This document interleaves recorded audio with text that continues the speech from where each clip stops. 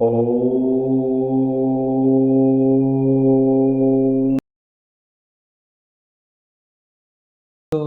जो पहला प्रश्न आया है वो ये है कि क्या आत्म साक्षात्कार अपने प्रयास से मिलता है या भगवान की कृपा से मिलता है।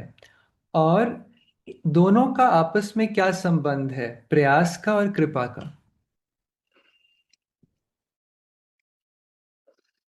प्रयास से तो बिल्कुल ही नहीं मिलता है। जो कुछ मिलता है भगवान के कृपा से ही मिलता है। और सबसे पहले ये समझने से पहले अगर लोगों को अगर ये क्लियर हो जाए आत्म साक्षात्कार होती क्या है, सैद्धांतिक तौर पर कम से कम, प्रत्यक्ष रूप में ना भी हो, तो फिर इस विषय को समझने में आसान हो जाएगा। हर एक इंसान का शरीर के भीतर विराजमान है आत्मा, जो कि परमात्मा जैसे ही है।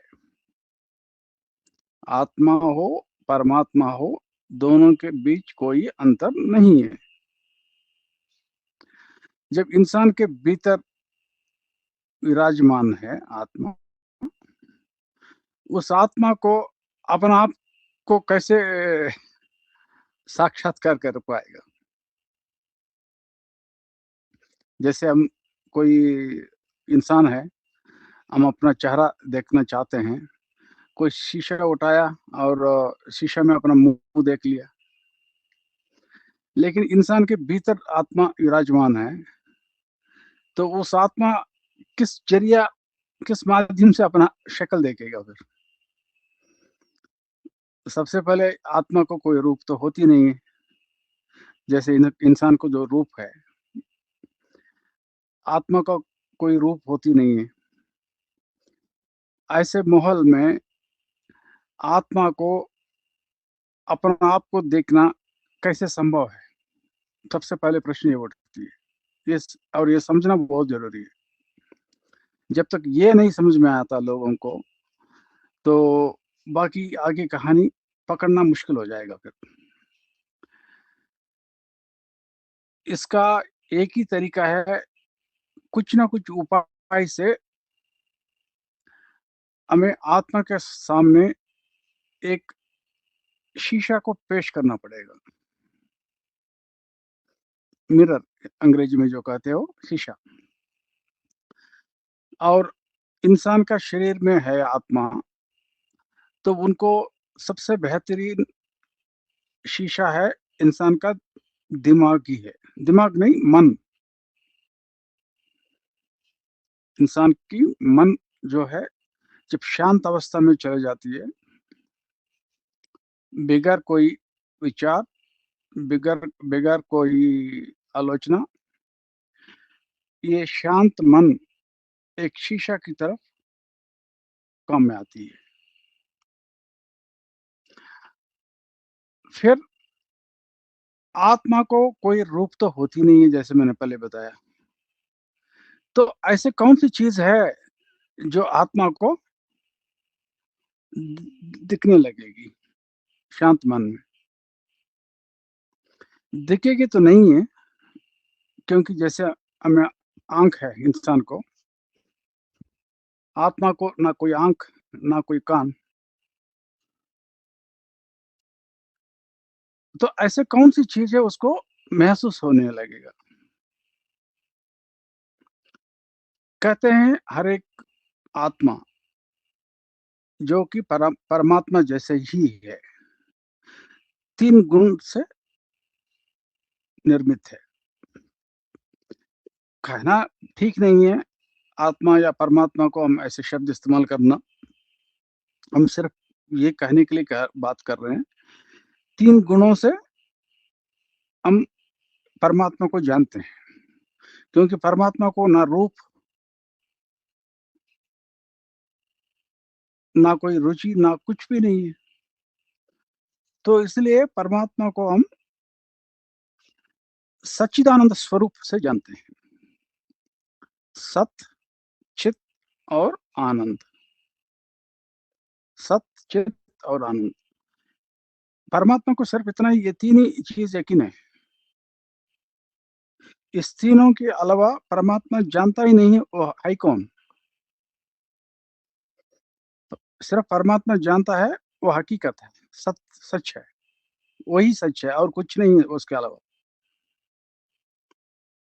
चित और बिल्कुल जानकारी में है, परमात्मा बिल्कुल जानकारी में है कि वो जिंदा है। और ये जानकारी है कि उनके बगैर अलावा कुछ है ही नहीं इस विश्व में।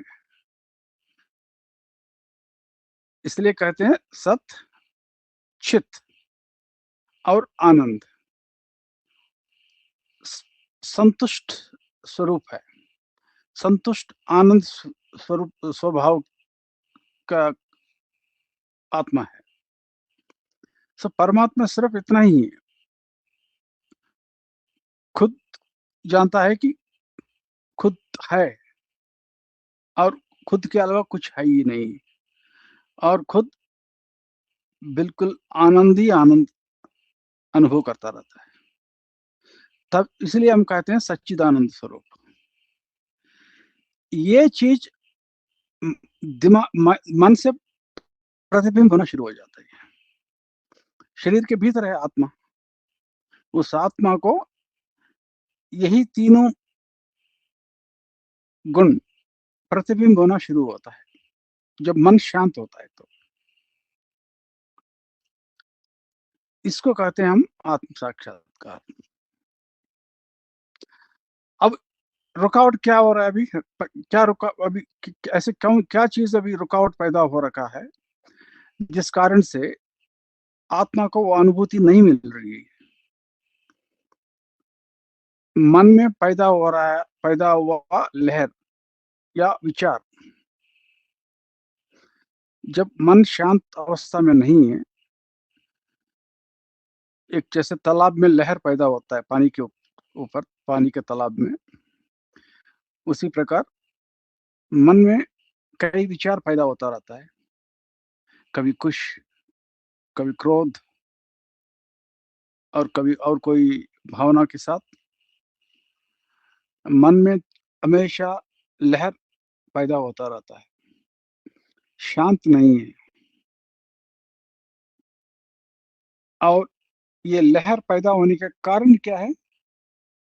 इसी मन के नीचे, मन तो ऊपरी स्थल पर है, तालाब की ऊपरी ऊपरी तल है, उनके नीचे में जिसको हम कहते हैं उपच उपचेतन मन, उसमें किया हुआ कर्म, ये जो कर्म जो है इंसान का कर्म, पानी के नीचे इतना लहर पैदा कर रही है, और उसके कारण से मन के ऊपरी तल भाग में, और उसके साथ अहंकार भी जोड़ रही है, जुड़ा हुआ है। एक तो वैसे ही मन की स्वभाव बहुत चंचल होती है, बंदर की तरफ। एक बंदर समझ लीजिए मन को, उस बंदर को आप शराब भी पिलाइए और कितने चंचल स्वभाव की होती है अभी। वैसे ही बंदर, और बंदर शराब भी पिया हुआ है। अभी मान लीजिए उसी बंदर को एक बिच्छू भी आके काट लिया, अब समझ लीजिए अभी कितने अशांति स्थिति में होगा मन।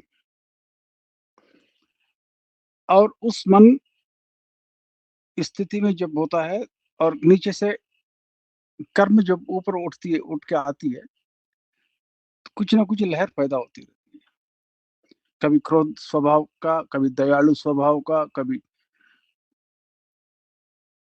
और किसी स्वभाव का। अब इस कारण से मन कभी भी शांत नहीं होती है। अब मन शांत नहीं होगा, जो मन के भीतर, मन के उपचेतन मन के भी पीछे, जो शरीर के भीतर जो विराजमान जो आत्मा है, उसको भी दिखेगी नहीं खुद है क्या, उनको समझ में नहीं आती वो खुद है क्या। एक तो मन में निरंतर विचार पैदा हो रही है और उसके साथ अहंकार भी उसको और प्रेरित कर रही है। अब उस स्थिति में अब आत्मा को यह समझ में ना आता है वो है कौन। इंसान का जो बुद्धि है वो बताती है वो आपका नाम कुछ है, आप कहीं पंजाब में पैदा हुआ है, अमृतसर शहर में पैदा हुआ है, चलो आपका नाम ये है। बस वही चीज मान के घूमता रहता है। इस स्थिति में किसी को भी अपने खुद की प्रयास से आत्म साक्षात्कार मतलब अपने आप को जानना, मैं कौन हूं करके, ये कैसे संभव है। कर्म निरंतर लहर को उत्पन्न कर रही है मन के भीतर। मन कभी भी शांत अवस्था में नहीं जा रही है। जब तक कर्म को जब तक नहीं मिटेंगे, जैसे पेड़ का जड़ से नहीं काटेंगे पेड़ को, वो सूखेगा नहीं ऊपर से, फिर उगेगा। तो उनको जड़ से काटना पड़ेगा ना, पेड़ को जब काटना हो तो इसी प्रकार कर्मों को जब से जड़ से नहीं काटेंगे, लहर पैदा होता ही रहेगा मन के भीतर। और जब तक लहर पैदा होता रहेगा, विचार पैदा होता रहेगा, तब तक आत्मा को ये ज्ञान उत्पन्न नहीं होगी कि वो है खुद कौन है। तो जिसको हम कहते हैं पुरुषार्थ, खुद की प्रयास, खुद की प्रयास में अहम जुड़ी हुई ना। तो इंसान का अस्तित्व की है क्या, 5 भौतिक भूतों से बना हुआ शरीर है, जिसको हम कहते हैं पृथ्वी तत्व, जल तत्व, अग्नि तत्व, वायु तत्व और आकाश तत्व। 5 भूतों से, पंचभूतों से ये शरीर रक्त मांस से निर्मित है। इसके अलावा मन, मन के भीतर बुद्धि और अहंकार, 3 चीज जोड़ दो, मन, बुद्धि और अहंकार, टोटल 8। टोटल 8। ये 8 से 8 ही मन माया की अस्तित्व है, अस्तित्व जो कि आत्मा को बंदी बनाया हुआ है। तो ऐसे स्थिति में ये जो कर्म इकट्ठा किया हुआ है इंसान, उसका ना पता है और क्या क्या कर्म किया हुआ है, इकट्ठा की करके पैदा हुआ है। ना उसको ये यकीन है कि इस जन्म में कितने समाप्त हुआ है और कितने बचा हुआ है। ऐसी स्थिति में उसको कर्म को कैसे खत्म करेगा फिर। और जब तक कर्म खत्म नहीं होगा, आत्म आत्मा को अपना, जिसको कह रहे थे आप, आत्म साक्षात्कार। वैसे तो ये सारे बड़ी-बड़ी चीज़ें, शब्द है, इसको ज़रूरत भी नहीं कहा। अगर सारांश में इसको सारांश समझ में आ गया तो आसान हो जाएगा। आत्मा को अनुभूति मिलेगा खुद के बारे में, जिसको आप जो शब्द इस्तेमाल करना कर लीजिए, जैसे आत्म साक्षात्कार या आत्मदर्शन, पता नहीं बड़े-बड़े शब्द इस्तेमाल करते रहते हैं लोग। लेकिन हकीकत इसमें क्या है समस्या? कर्म। जब तक कर्म खत्म नहीं होगा, मन के भीतर लहर उत्पन्न होता रहेगा विचार। आत्मा को समझ में नहीं आएगा वो है कौन। कर्म को इंसान कैसे मिटाएगा? पता ही नहीं कितने कर्म इकट्ठा किया हुआ है। उस स्थिति में अभी ऐसे कोई ना कुछ मदद चाहिए इंसान को, जिसके ज़रिया ये काम खत्म कर सके। उसी को हम कहते हैं शक्ति का जागरण। मीन ऐसे प्रक्रिया को आप उद्घाटन कीजिए जिससे कर्म खुद अंदर ही दबाव होता रहेगा। और जो बड़े बड़े कर्म है जिसको अंदर अंदर नष्ट करना बहुत कष्ट है, तो उनका तनाव भी कम हो जाएगा।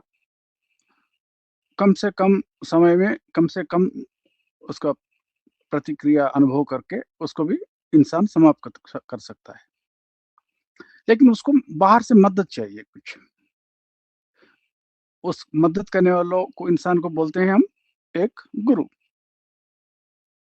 एक गुरु के माध्यम से ये प्रक्रिया आरंभ होगी और कर्म नष्ट होना शुरू हो जाएगा। तो ये है आपका जवाब, शायद अभी मिल गया होगा मैं समझता हूँ।